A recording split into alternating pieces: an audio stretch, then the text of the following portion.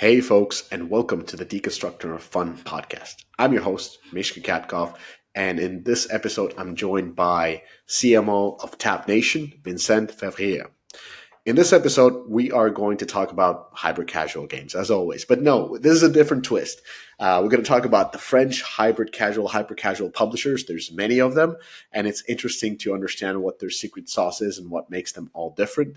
We're going to talk naturally a lot about Tap Nation, and what's interesting about this is not only how Tap Nation has evolved from a hyper-casual to a hybrid-casual to or pretty much a casual publisher soon, but it's also the insights in what it takes for a studio that is growing from a startup to a mid-sized studio. We're going to talk about the type of new people they've hired, the processes that they've instituted, the tech and tool stack, both external and internal tools that they have developed and acquired.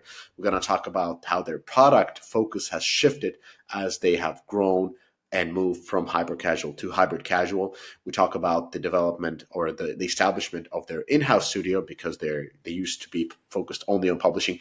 And we're going to finish up by talking about M&A and the deal structures, the competences, and how you win with essentially personality. So overall, an interesting conversation if you're interested in hybrid casual games, as well as interesting conversation if you are interested in what it takes to grow from a small studio or a small publisher to a mid-sized publisher. It's not only the games. There's a lot of operational changes. There's a lot of elements that will shift and evolve as you move forward and grow. So thanks so much for Vincent. Thank you for tuning in. If I may ask one thing, that would be naturally if you could like, share, subscribe to this podcast, and that helps the channel to grow. And through that, we can bring more awesome guests like Vincent Fevrier. So without further ado, ladies and gentlemen, Tap Nation.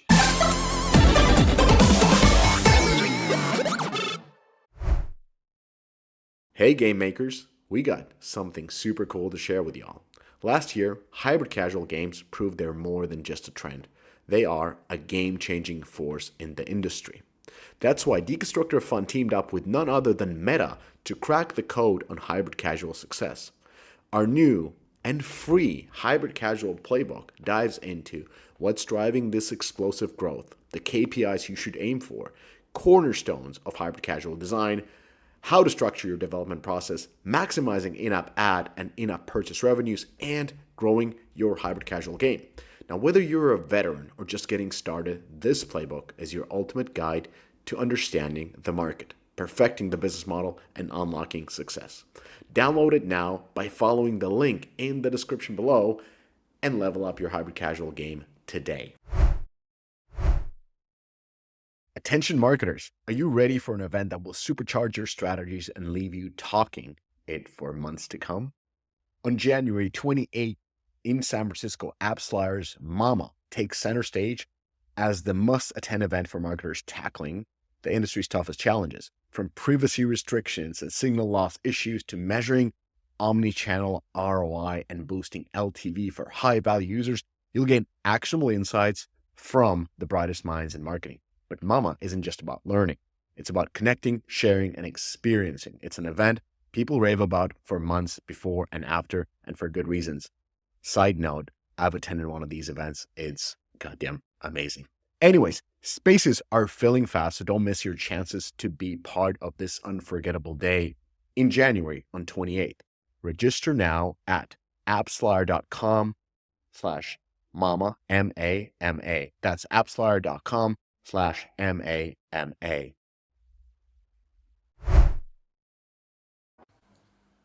Vincent Fevrier, CMO of Tap Nation. Hello, Yeah, hello, and welcome to the podcast. Thank you very much. Super excited and pumped to be here participating with you. I mean, on this very famous podcast. So I'm saying hi to everyone from the rainy and cold Paris today. Okay, let's start with the most important question. How come there are so many hyper-casual and hybrid-casual publishers in Paris, not Paris, but in France overall? Like, what's the deal with that? I think it's a fair question. You know, there's been few market that have been quite present, but good developer in France, and some early one opened the way. Back then, we all remember Ketchup and Yes, obviously Voodoo yes, here. yeah. So I think France has had a good talent in terms of developers and support, and I think Ketchup definitely showed the way that with simple Unity games you can open up and raise good studio. And I think Alex Yazdi and his team from Voodoo have also started paving the way and showing a good example. So a mix of talented people and a first comer industry was a good way to see good gathering. Obviously, we've got the historical Mm. like Ubisoft and Gameloft that also initiated that. Historically, there's been a good gaming DNA from France. So all that together help create some emulation of new studio like TapNation back in late 2019 that launched back then. I would say, like, yes, but it's a little bit different. Like, yes, Ubisoft, Gameloft, like you have traditional game developers, but what makes hyper casual and now hybrid casual, however you want to put it, different is that you come in with business model first, which is clearly what not all the rivals are doing. Like you're very Yeah. business focused. And so it's interesting that there's the rise of these not traditional game developers, but almost like ad tech companies that are also do gaming content. Would that be a more accurate way of maybe describing it?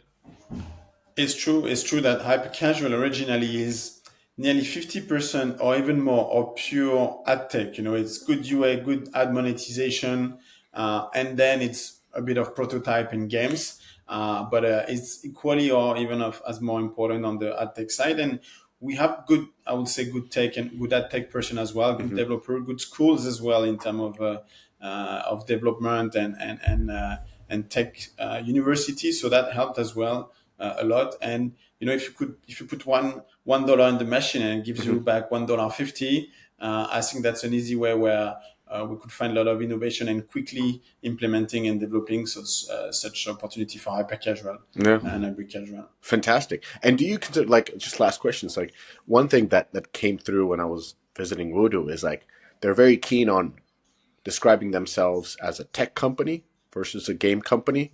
Are you also a tech Yeah. company or are you a game company? What is Tap Nation?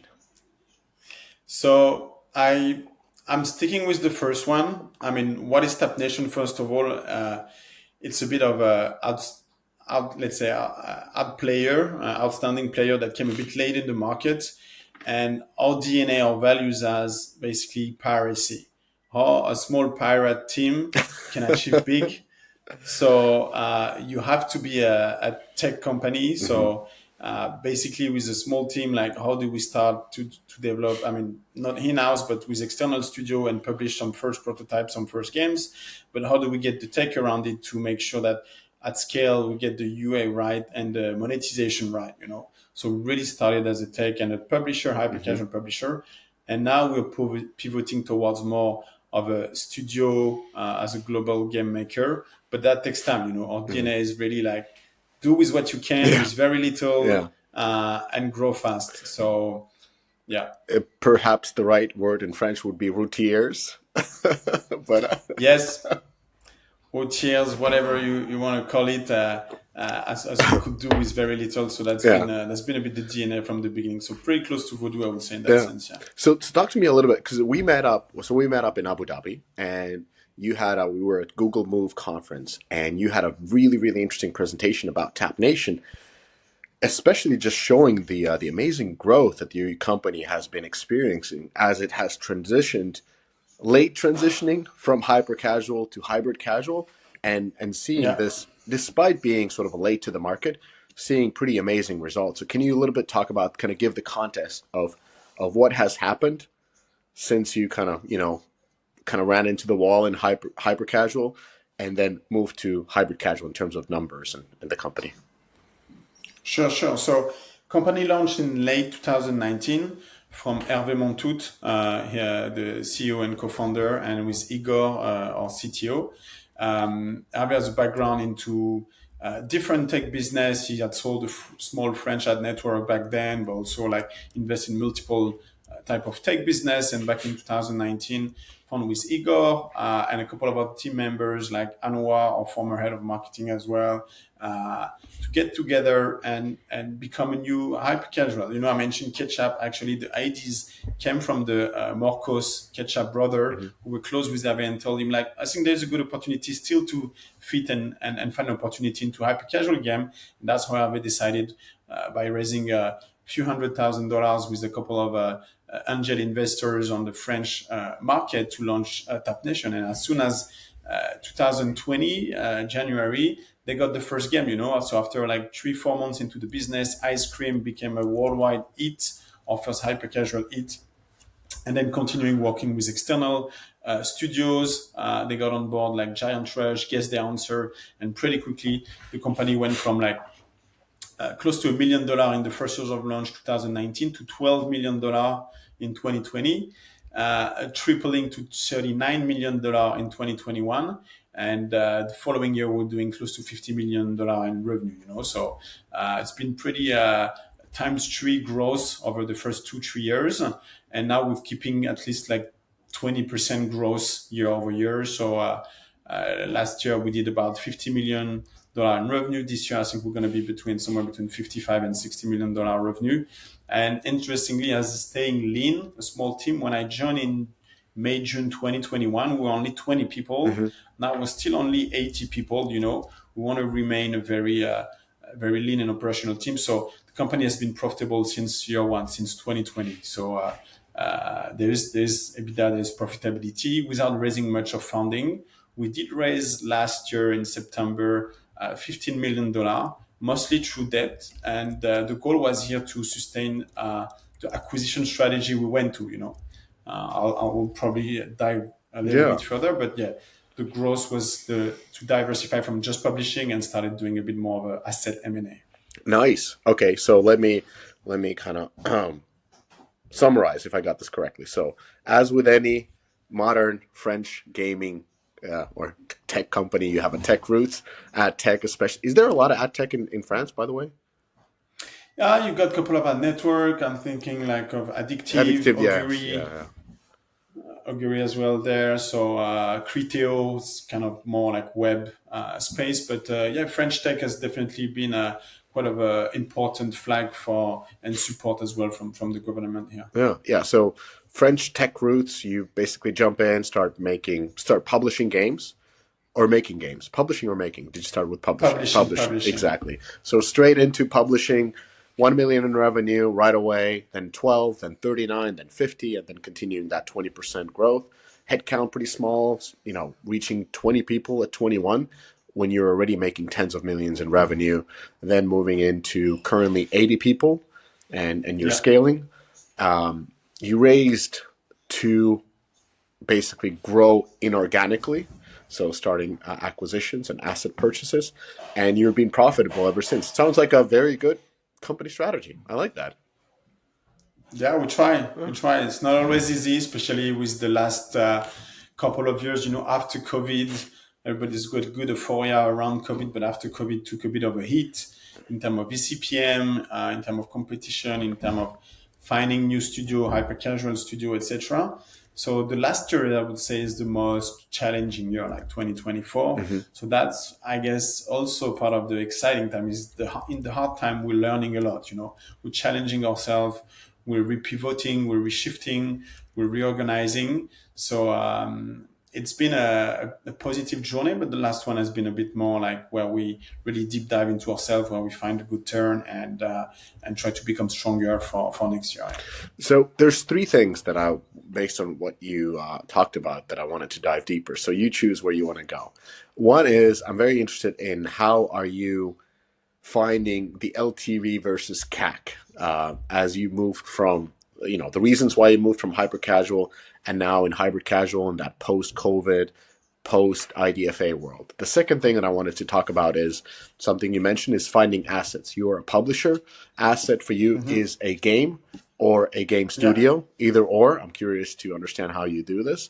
And then third is how are you how has your operation model changed as you moved from being a hyper casual publisher, where you essentially in hyper casual you just get the game, you push it out. It's all about marketing. It's all about ad monetization. In hybrid casual, you actually have to sustain that game. So the ROAS is Hmm. much further away, probably D30 at zero. So you actually have to, run live ops. You have to essentially either offer certain central resources for the companies to be able to grow their games, or you take the assets internally and you live ops them, or somewhere in between. So operational model, marketing model, and M&A model. Like, where do you want to Yes. go? Yes. I think we could start with the with your first question, like on the marketing, like Yeah. CAC for sure. Um, we're very dependent on the CPM of the market. So COVID had some a boost of usage as well. So a lot of advertisers were getting their attention into hyper casual. But as we exit COVID, you could see some hit on the CPM. Like several companies, I think the micro environment of the economy is seeing a bit of a downturn.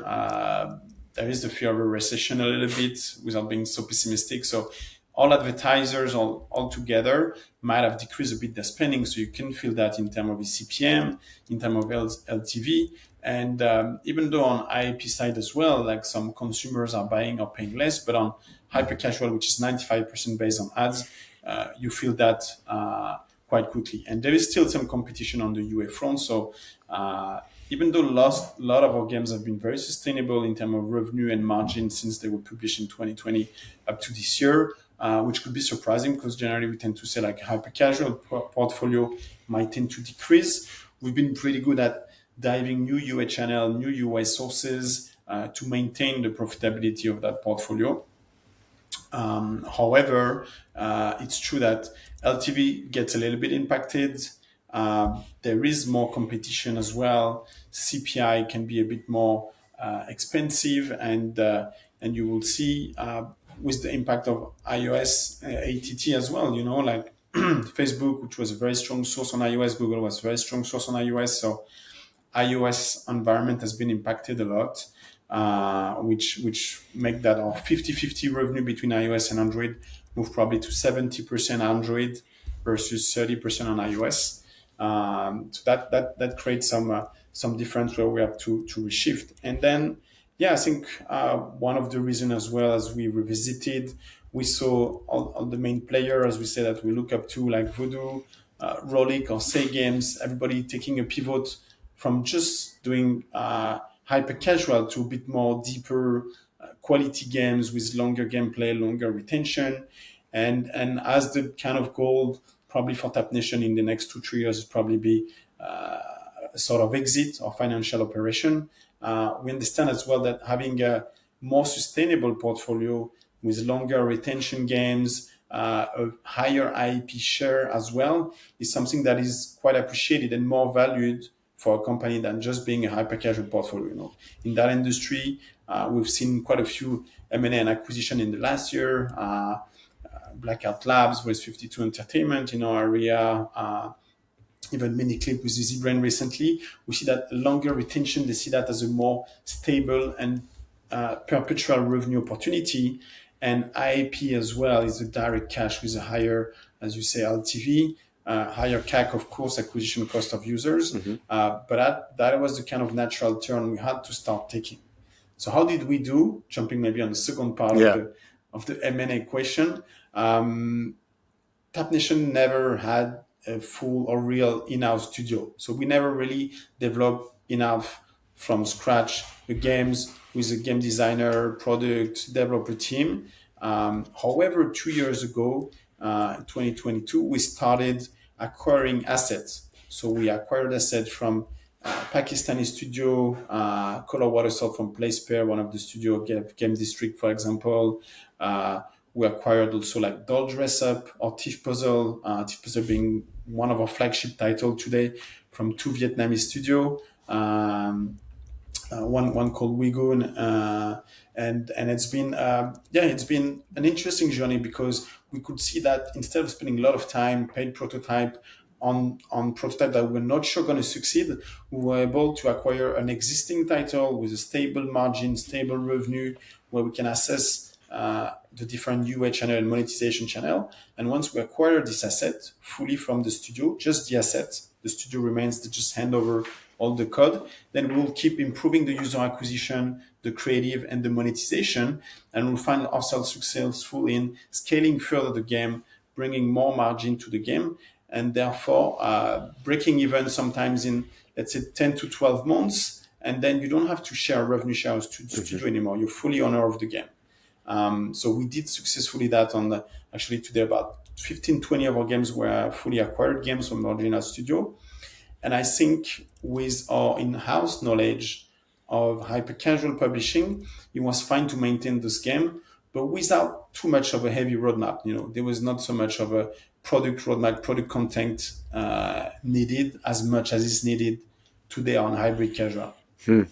And so by doing this pivot we were like, okay, so what we did on hyper casual of growing our portfolio of assets, why not start doing it for hybrid casual? So that's what we started doing exactly this year. So in January 2024, we actually had, beginning of this year, 3 important acquisitions.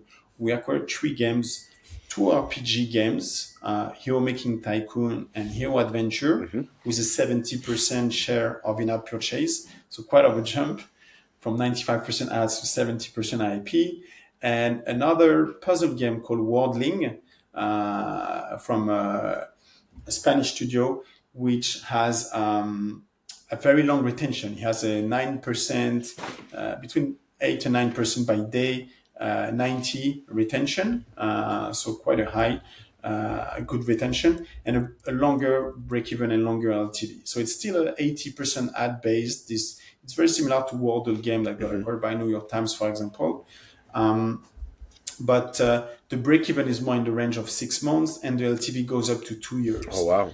So that's how we kind of jumped into the pool of learning by doing, I would say, for the hybrid casual and casual aspect, and then start a bit of all of the, I would say, troubles, or at least learning through troubles. Yeah. But we're going through. Well, talk to me a little bit. Like, how do you? So I understood that, like, the LTV CAC makes sense. Changes, Android becoming more important. You have to be just constantly evolving in your acquisition practices, finding better and better channels, like, the new channels like the TikToks and the Snapchat. I don't know if Snapchat is that good, but like TikTok is still there. Yeah. The audience networks and you name it, Google and Unity, etc. But then what's interesting is how you've always acquired the assets, and it's easier when you're acquiring asset, aka a game, from a developer when it's hyper casual. But you've now taken the same practices with hybrid casual. So I'm interested to understand, how does your operations internally have changed now that you're taking a game, that you're buying a game, and this game, yes, you will optimize its customer acquisition, you will optimize the ad revenue, but how are you optimizing the actual product? Because we're talking about longer paybacks, we're talking about longer retentions, and that means that you are expecting the players to play longer, so they have to have more content. Like, how are you doing that part? Very, very interesting, and that's the whole challenge and the whole pivot of our team that year, because as we discussed, like, Tap Nation never had a full in-house studio capable of such things, and straight away we go with pure RPG that are very narrow, very complex, very high CAC, as you mentioned, and without having an in-house product team. So then we start realizing that just running user acquisition as it is for those type of game is going to be very different than just hyper casual. As you say, if you don't maintain the team, if you don't have a dedicated development and product team that's going to deliver live ops, update, more content every month on the game, we're not going to succeed on that area. So one of the main things was, like, we need a real strong profile that's going to be able to deliver such product roadmap, and we got lucky to find a good profile, Alex Kameda, who has background from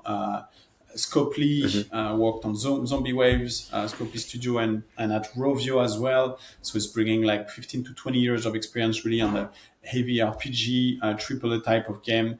And that allowed us of kind of putting in place solid roadmaps for the 6 to 12 months ahead of the product. So that was things that we definitely were missing, and that kind of reassured us as well on the fact that we're going to be able to deliver. So hiring such product profile, game economy as well, designer, more developer as well. So one of the advantages here, Making Tycoon, we still have the original studio on board. So the whole development team based in China are still there. But I will say that Alex is doing more of the heavy roadmap. On Hero Adventure, however, the studio sold the game based in Cyprus, and that's it. The studio disappeared. So we really had to take back on full on in the games. And now I think after a year, we're really on a good pace. We start to see our first win in terms of development, in terms of product, in terms of uplift of retention, etc. And that's been quite of a reassuring. But of course, at the beginning, it was a bit worrying because we're like, what do we do with those titles when it's a little bit hard for us? We don't have the whole studio in-house and a whole background. And the other aspect, so of course, developing the roadmap, etc., is the UA approach. As we say, like Hypercasual, we break even in 30 days. By day 60, we have 130 to 150% ROAS. This is not at all the same vision. As I mentioned, Wordling is breaking even in 6 months with a 2 years LTV. So the UA approach we're taking as well, and the kind of confidence that we can invest without seeing any revenue back or profitability before like 6-8 months or more is the kind of senior profile we need as well to reassure us, our CFO, our CEO, work with myself. So Marina joined us from Miniclip this summer as a senior UA manager, and she was working there on games like 8-ball pools, which are 12 months break-even window. So she brings this kind of expertise and knowledge to educate us as well, to help us make this pivot and understand that it's fine, and we need to change our mindset from just short-term profitability and short-term margin into a more long-term growth, scale of the game. How do we drive more users? Because the more users driving into the game, the more we're going to be able to run A/B tests to improve the product faster, etc. So that's been of interesting changes, and the people is always behind the secret sauce. Like finding the right profile, bringing more senior into the team, helping us diversify. So I don't say it's the most Catholic way we're doing it. We're just acquiring, jumping, and then trying to fix the things as we get in a little bit of a hot time with those acquisition.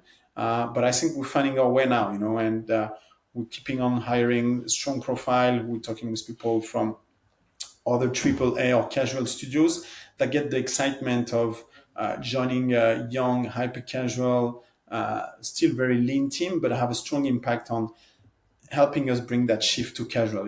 80 people's team is still very small, and those people can have the big impact on helping us understand faster, move faster, and we still have big ambition in terms of acquisition and M&A of assets. We're looking at big puzzle game at the moment. So how do we transform from pure ad tech to a more like gaming center, gaming focus and studio is kind of the journey of the past 9 months that we're trying to fix and we're trying to implement as much as possible in the best way.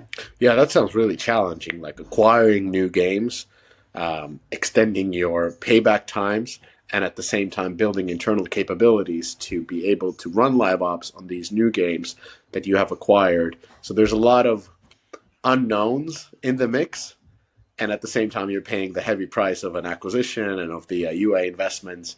So must be, a little bit of a stressful times compared to the previous one where the payback was in 7 days. Step into the future of game monetization with Xsolla, the premier partner for game developers seeking to expand their reach and revenue. Xsolla provides a robust suite of tools designed to enhance user acquisition, manage subscriptions, and streamline payment solutions worldwide. Unlock new markets and maximize profitability through their customized, secure payment architecture and dedicated support team. Xsolla, powering game developers to achieve global success.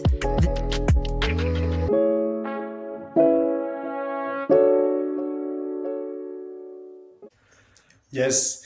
Yes. So we try to help ourselves with some external tools, some external advice. It's always important to, we keep very open discussing with other companies, other UA, other product people.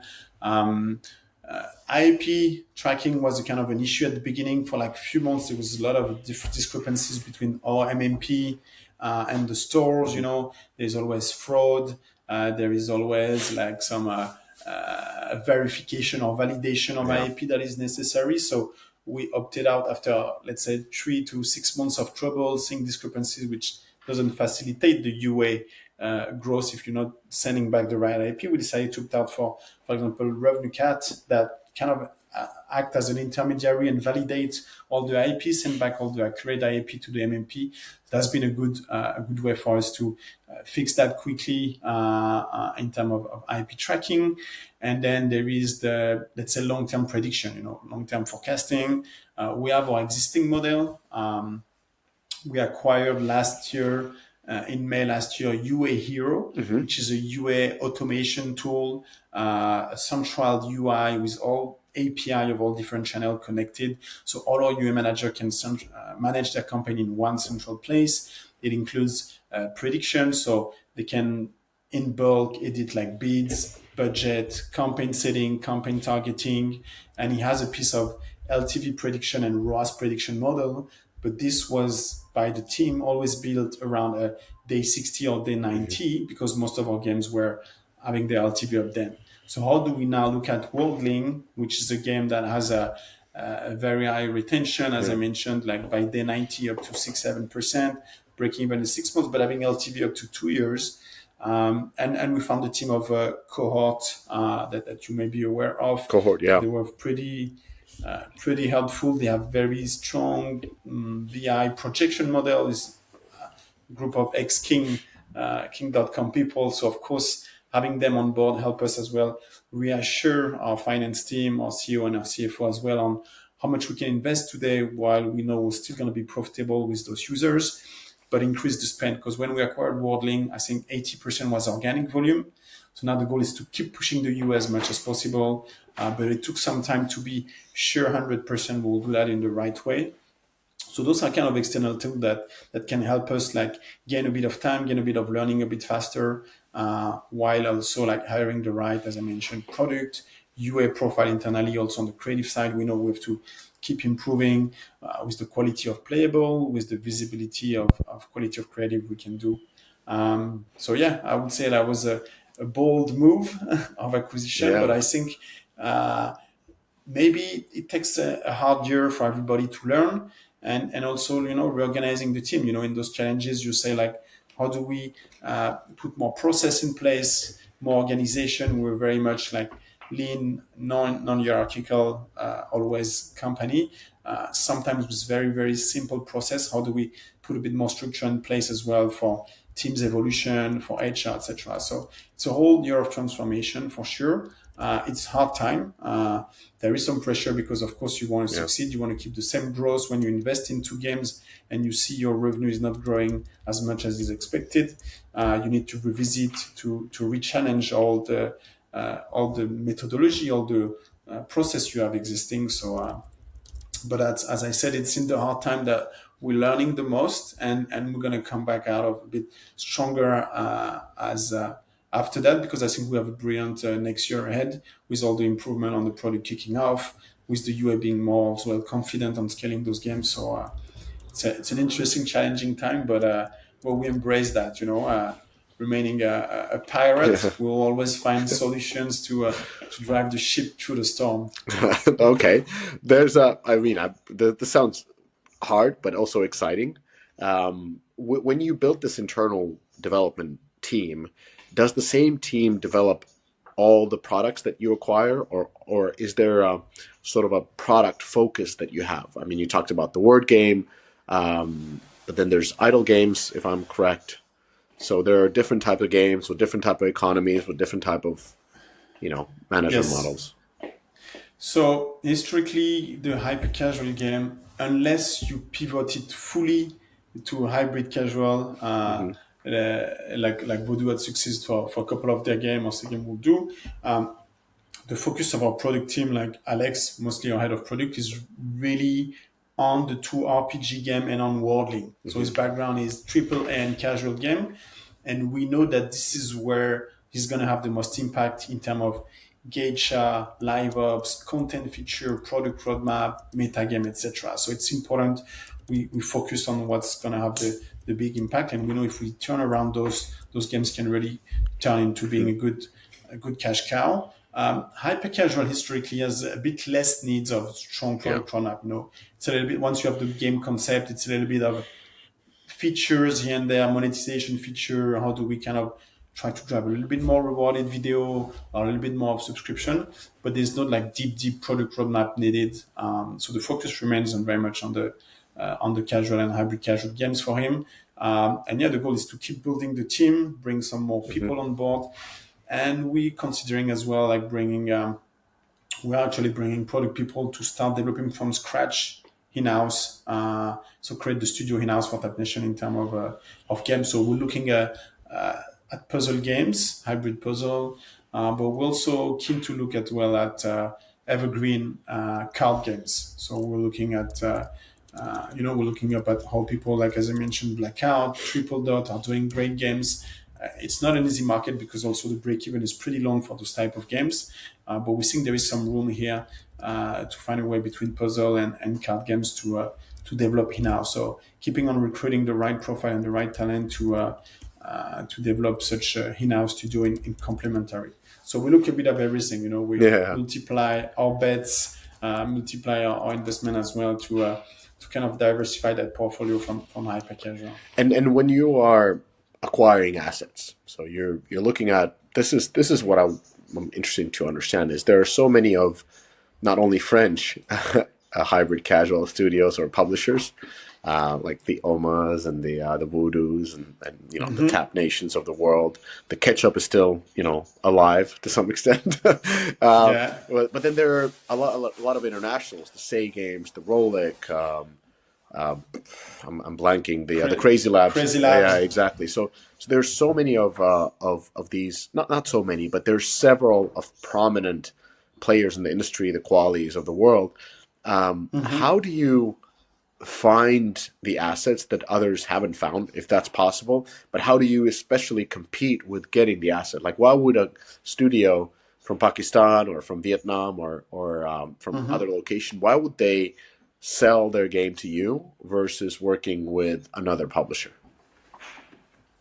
So very good point, and I think that's a battle we've been battling for 2 years, and it's important to mention Crazy Lab because I think they have done quite a few interesting acquisition in the last years as well.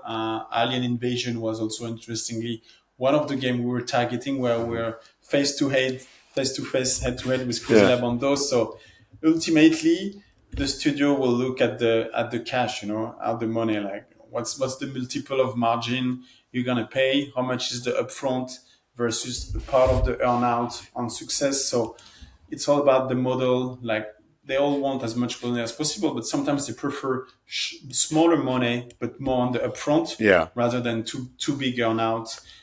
So that's one of the criteria of choosing, and and when you got people with such a big bank account or company like Crazy Lab, it's sometimes hard to compete.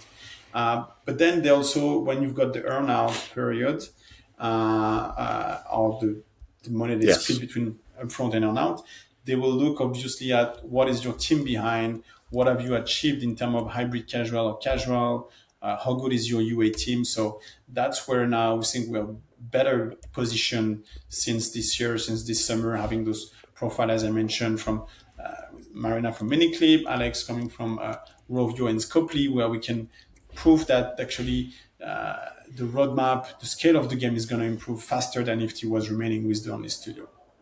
And finally, it's just the human contact. We have a brilliant team of business developer, of publishing manager doing acquisition. And I think if you haven't received an email of Tap Nation saying they want to buy your game, it's probably you're not part of the mobile gaming industry, because I think everybody has been flooded with the opportunity to get an assessment, and they're doing a really good job in making sure that every even smaller studio out there based in Vietnam or Pakistan has received the opportunity to sell their profitable game to Tap Nation. So I think the reach out, emailing and constant reaching out and being in person, as we met in Abu Dhabi last month. I was straight after flying to Vietnam for Games Forum, where I was speaking. Thank again, John Speakman, for organizing always brilliant event. And I think it was really the right timing and the right event, because there were like more than 250 people, Vietnamese studios.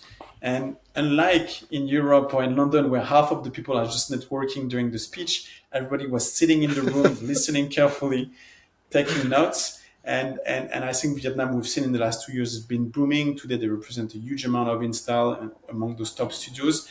And being there in person, creating those personal ties with the studio, with the developer, is something that can make the difference. It's just trust, it's just human relation after all. So I know everybody's getting a lot of their eyes into Vietnam because he has a booming opportunity. They're doing pretty good in terms of puzzle and hybrid puzzle as well. So yeah, the other part is really creating those connections, keeping open the conversation, and the connection with those studios, and what makes this that they will know you more, they will trust you more than the other publisher or the other studio. So online, but also in person, is going to be very important to create those ties, and potentially you are the one they've been talking the longest to, so they are the one they will sell the game to. So those, I think, I would say, are the three pillars that position us even though being a smaller player than big industry, position us in a very good position to close such deals. And as I said, we closed about 20 apps in the last 2 years. Wow. And it's been all of them a good success. As I said, a couple of ones are finally picking up with the latest casual game. But that's how we approach the market, and that's how we try to create this opportunity. Yes. Yeah. It's quite the competition on M&A. Like, deal structure is one. Quite often it gets focused on that. Like, that will be the silver bullet. But it's hardly a moat. Like, anybody can compete in a deal structure. If something is working, they will just switch, and it's a pretty thing to do. Then the competences is the one that is very important, because that's the references that you have. As you said, there's often earnouts. Is there an earnout in an asset sale? Yes. Really? Yes, they can be. How does that work? Because they're not working on the asset anymore. So, as I said, there is different things. Sometimes they fully handle the asset, and in that case, there is not really earnout. But as we go more into casual, hybrid casual, and as we continuing to develop our knowledge there, as I mentioned, Hero Making Tycoon, the studio in China, is still on board for a year and a half. So the roadmap is now to us, but let's say the development, since they know their game well, etc., is still there. So keeping delivering the good features, the good content, creates a part of the earnout. So there's earnout on the margin, on the scale of the game, definitely, yes. Oh, and today we want to go more into this kind of hybrid publishing / acquisition type of model, because we see that acquiring assets straight away that are not fully of our DNA, we need to do this transition period. And I think now we definitely get the strong team on casual, on product, that is able to drive a solid roadmap and the uplift that we're seeing for our latest 3 games. But having the kind of 1 year transition is a kind of a buffer, a security period, and they still know very well their game. They still have good mindset, and I think 1 + 1 = 3. So that's why we sell them. We bring all our knowledge, we keep them on board as well, get the whole transition of creative, of product, etc. And it's in their interest to play the game, and they can earn much more than a simple upfront. So that's how today we divide the earnout. Generally, is based on either margin or either potential of spend based on a ROAS target. Yeah. Okay. Makes sense. So there are certain studios that are still independent. They've sold you a game and they're still working on that game, and that is part of their earnout, and they're working with your product, and mainly your product team probably at that point. Okay. Correct. And then the last part, which is again something that is very unique and can create a moat, is winning with personality. Like you have to boil the ocean, you have to meet people, and in the end, like you're making a deal with somebody, and you have to trust them not only on paper but also face to face. So it's important to travel around. You mentioned Pakistan and Vietnam. Like Vietnam, of course, we work with 3 Vietnamese studios at this point already. But like Pakistan is interesting because there's a lot of interesting games coming in. I learned recently that even Hexasword, which is my favorite hybrid casual game, is actually made in Pakistan, published by AppLove and our Lion Studios. So have you been to Pakistan? Like, is that the new Turkey? Is Lahore the new Istanbul? Yes, I mean, for sure it's going east and east, further east. And I think the kind of border that we could see west from east are really falling and getting together. Turkey was definitely the boiling space, but now we can see Pakistan and Vietnam being definitely the next opportunities. So not myself, but our BD team, our publishing and acquisition team, been to Pakistan, been there on the ground, meeting people, studios, as we mentioned. Water Sword Puzzle from PlaySpace from Game District was one of our games that we acquired there. Parking Jam as well, kind of variation of the Parking Jam was one of the game we acquired there. And there's constantly and a good bubbling opportunity of studio. As we could see in Vietnam as well, a lot of young studio creating. There's some emule creation from the big player there, IKMA, IBI Global, etc. So those are definitely countries where it's important to be there in person. Games Forum, as we mentioned, it was really, really great to meet all the studio there. I think they are eager and keen to learn at the old European studios, and they have nothing to envy because they are learning very fast. They are very young teams, very agile, very curious, and they're really like taking like a bold step and succeeding, And I love the fact that Vietnam is so close, getting there. All CEOs are friends. All CEOs share together what's their next success. And there is a sort of copy, there's this bus jam, there is this wood screw puzzle. They all have their own, but they're sharing together what their success, what's their KPI. And I think I appreciate the kind of fraternity, transparency they have there.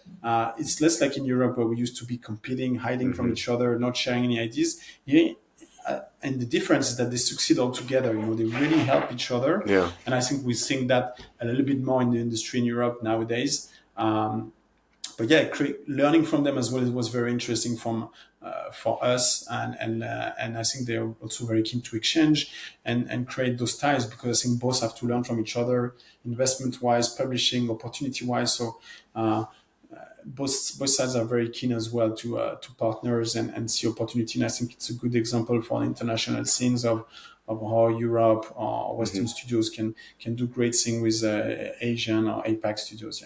Yeah, Finland is actually very much the same. Like everybody shares everything, and it's very communal type of an industry. How is Paris? Like, do you sit around with Voodoo and Oman and all those guys? No, to be honest, I exaggerate a little bit in the fact that we're not sharing. But back in the days, I would say it was a bit more competitive, especially hypercasual. You would be like very much on the defense. You were suing each other. That's what I remember. Yeah. That happened. Yeah. That happened. I think he had changed a lot. So personally, when I joined 3.5 years ago at TapNation, but before that, I was for 3 years at Mopub, and I was managing the French market back then. So Voodoo, Oma, Green Panda, Ubisoft, all of those were my direct clients. So I kind of created this trust, being the mediation partner, sharing good relations, sharing good tips. Today, I've always maintained a very good relation with all industry people, and with Voodoo, with Oma, with everyone. We're much more open than used to be back then. So now people are also sharing a lot on their UA best practice, monetization, etc. A bit more strategy. So it's coming, and yeah, we have those good relations in France between studio now. That's been really more opening in the last 3-4 years. So definitely. Attention app and game developers, are you ready to unlock the secrets behind the world's top performing apps and games? With Sensor Tower, you get the ultimate competitive edge, whether it's breaking into new markets, fine-tuning your UA strategies, or boosting monetization. Dive into data like never before. track global trends across app stores, analyze market-leading in-app purchase and in-app ad strategies, and benchmark your performance with real-time insight. The best part, Sensor Tower doesn't just deliver data, it helps you turn it into action with intuitive tools and expert analysis. It's everything you need to make smarter, faster decisions. Thousands of app and game studios, from indie creators to global giants, trust Sensor Tower to help them win. So why not you?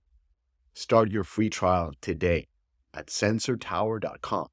That is sensortower.com.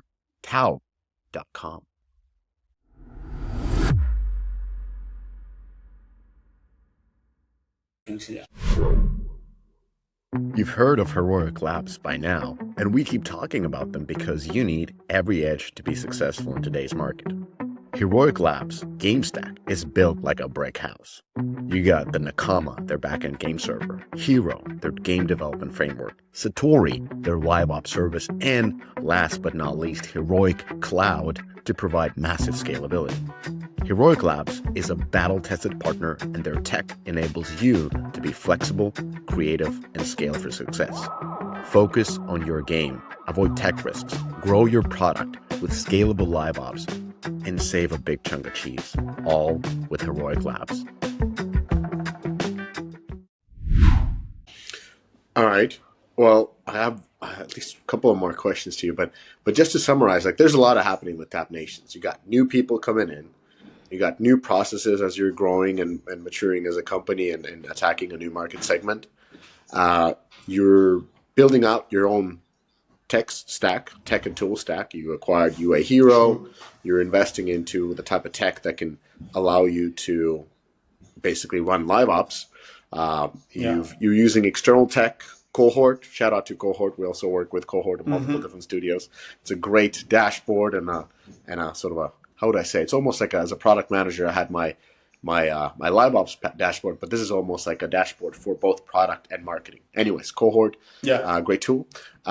You have a very broad product focus, to be honest, because you're making word games, RPGs, puzzle games, and now also looking into card games. So that's those challenges for product team that is growing.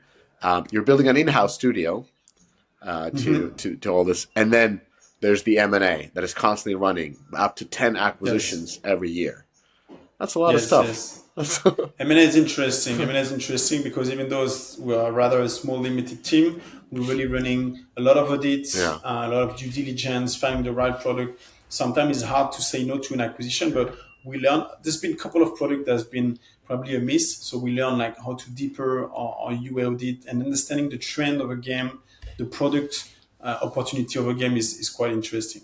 And all of this partly remote, we're probably like 15, 20 people in Paris, but the rest of our team is between Portugal, Japan, India, Pakistan, Turkey. So we have an office in Turkey. Actually, we're about 10 people with an UA artist and UA manager based out of Istanbul. So that was the DNA when the company launched. And that allows us as well to tap into a lot of talents worldwide without having to move them to Paris mandatorily. So we're trying to. He has some opportunity. He has some challenge when to be fully remote. You need to really to keep the people engaged, motivated, gather at least once or twice a year all together to get that feeling of unity and team. But that's definitely interesting. And now with the IP, as you mentioned, like some of the tools we're looking into more segmentation of users. That's very interesting because now we're getting very deeper into user profile. How do we segment based on the UA channel, the UA campaign type it's coming from? Is it more an ads-oriented user or a payer? If it's a payer, how can we start segmenting our IP offers? So, there is the web shop tools. We're looking at Aganim, some of those other tools like that I think can be quite interesting in terms of live ops and IP segmentation. How do we show more ads maybe for some tier 3 users that are never going to pay for those RPG games? Then we can maybe introduce interstitial. How do we milk the most of every user? So we're getting into this big data warehouse, this big data profiling. So I'm also hiring a new lead magnet profile who has a good experience with subscription, with IP, and with data. So how do we ingest that? And then finally, how do we ingest AI to better do our job? Now Yes, of analyzing course. tons of data. How do we save time on process organization? How become a better manager by using concept of AI, and how our whole data pool of history can help us like spot things. I think AI is going to be a great changes. Hmm. So we have to start embracing it, start to managing. So I'm curious to learn as well from other managers or C-level how AI is facilitating their life. That's gonna be changing our job a little bit as well in the next year for sure. Well, talking about your job, like how has your job changed? Like you've been with Tap Nation, you mentioned 3.5 years, right? So almost from the beginning. How has it changed as the company has evolved so drastically? So strictly, as you understood, my background was more on the tech platform mediation side. So I was a bit more monetization oriented. So the first year I was VP monetization at TapNation, Hmm. focusing really on the monetization development.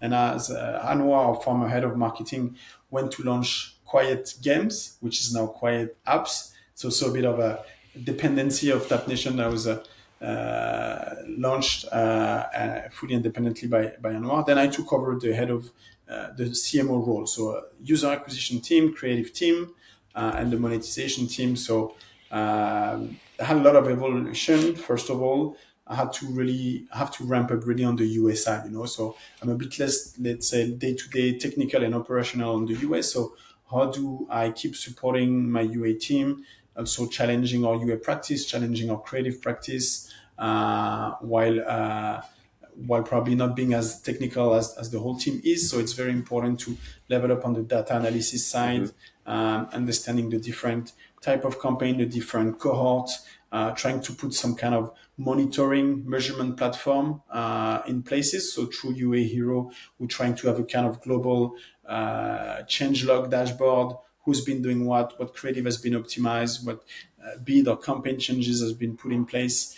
So it's a lot of structure, organization to keep everyone happy, and a lot of management. When you get 3 teams, nearly 30 people, you become really into the manager role. So I love to be hands-on on the ground, but being manager is also a different task. Yeah. It's working with human, making them happy in their job, making them growing as well.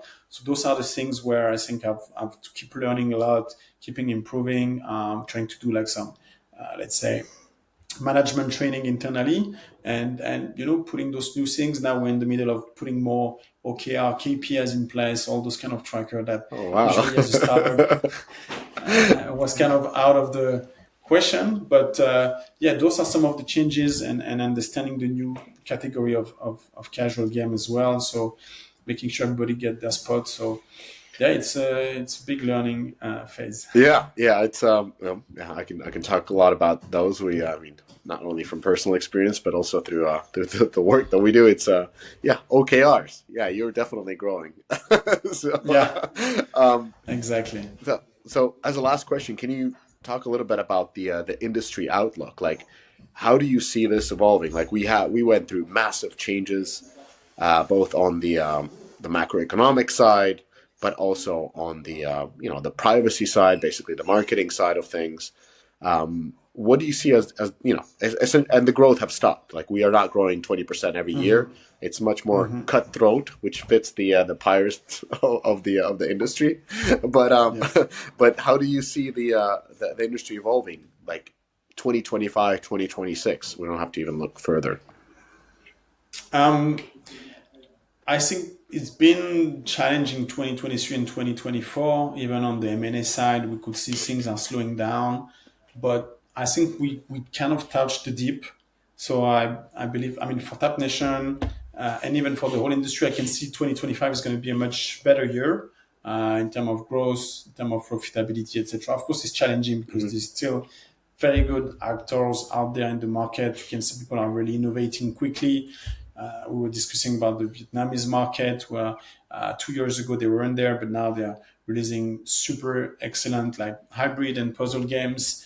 Of course, we're looking up at the people of our category that have made the great switch, as I mentioned, like Voodoo, Say Games, Rolik, Azure as well. I think those for them is also challenging because they are very big teams, very big companies. But we could feel like the M&A market is jumping again. ECPM are going back up as of next year. With good feeling about that economy is gonna. If the economy is shining again, the market is gonna follow as well. So we see that opportunity. And then in terms of games, there's a lot of variation. There's a good in between. I think the hybrid is a great opportunity to be remaining very mainstream in terms of audience while increasing your LTV, your retention. So there's a great things to study around puzzle, what people want to see. And we still see an opportunity for hypercasual. Some people say hypercasual is dead, but everybody is happy to buy their users from hypercasual audience. You are AAA players, you are hybrid players. I think if hypercasual weren't there, Upload in stock probably weren't there either. Like the audience of hypercasual remains a big base of users for all type of gaming and advertisers. So I think that it's a shift that we have to take anyway because it's a more competitive area. But I believe like there is a good brighter day for the gaming industry to come, and we can see that also the big players like Google or Facebook are kind of after the tough time on iOS ATT. We can see Facebook ad ROAS being opening again, which is a good things for the UA manager nowadays. We can see on the audience network side as well, they're reconciliating users from Instagram and things like that. So we believe Facebook iOS on the monetization is going to ramp up again, which is going to give some fresh air and a bit more competition on that front. And on our side as well, we're looking at the non-gaming direct sold aspect of things. It's one of the things I've been putting effort in the last 2 years, was growing our direct sold demand. So we've been working with McDonald's, with L'Oreal Direct, with very nice brand like Kit Kat, Nestle, etc., who are running more and more into video ads, rewarded video, also custom games. We have an ice cream game. Yeah. What's not the best customization that Häagen-Dazs or Miko take over or Ben & Jerry, that ice cream game for a month or two. And those brands want to do, like they do in some Roblox or Fortnite or the type of partnerships. They want to integrate into game. They want to create that custom content for gamers. And we see a lot of the media buying. We've been really planting a lot of seeds. I know for Zynga, it's an important thing. For Miniclip as well, it's a decent share of revenue. So for us, having built that allows us to benefit some extra revenue, extra opportunity of margin in that area. So all in all, I think we had a couple of tough times for the industry overall, but I think everything is looking much brighter now. Measurement, attribution-wise as well. Google is doing a lot of effort on iOS as well. So the measurement and attribution is going to get better. And if you get Facebook and Google back again on iOS for user acquisition, for attribution, it's a chance that the iOS user acquisition is going to ramp up as well. So good opportunity overall, yes. Yeah, plenty of opportunities. Vincent, I've interrogated you pretty hard. So yes, no, and just to complete, I think today we look at multiple opportunities. As hypercasual, every cent count. So aside of iOS, like Android, we see a lot of alternative store. We see Huawei, we see Samsung, Amazon OS as well has been released via Amazon OS. So we see good opportunities, a bit older, let's say audience. But for puzzle games, for word games, I think it's very interesting as well. So and HTML5 is coming back into the scene as well with web platform like Poki, etc. So we think it's good also distribution opportunity that we're looking at, and this plus this plus this plus this can easily add up to 5 to 10% extra revenue and margin. So all of that is good to keep the positivity, I would say, in the industry, and I think it's definitely going to be a good 2025.